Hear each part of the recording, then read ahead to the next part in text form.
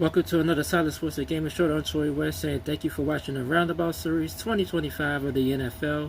We're in the AFC North, and our next team we're going to look at is the Cincinnati Bengals. Bengals had a crazy year last year, historically crazy year, 9-8. Joe Burrow had an MVP type season, but his team on the other side of the ball was the opposite, is historically bad. But they still won 9 games. Joe Burrow threw 42 touchdowns, 9 interceptions.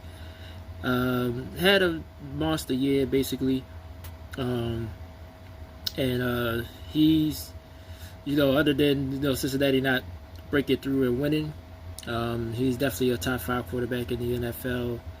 And if they give anything on defense, they're going to be a tough team to beat coming into the season.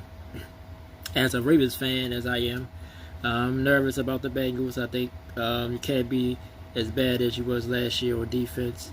So I think they're going to be somewhat of an issue, but I still think you have to say the Ravens are a little bit better overall as a team right now than Cincinnati. But the Bengals going to be interesting. They always get off to these slow starts. That's also been an issue the last few years. But I think their schedule is a little softer this season. So maybe they can get off to a decent start this year and not fall into a hole. Because it seems like even though Joe Burrow came out, they lost to New England. That was probably the worst game he played all year. I think that was that the first game of the season? I think that was the first game. First or second game of the season. That was probably their worst loss. When the loss that he didn't play well overall. But really, other than that game, he played outstanding.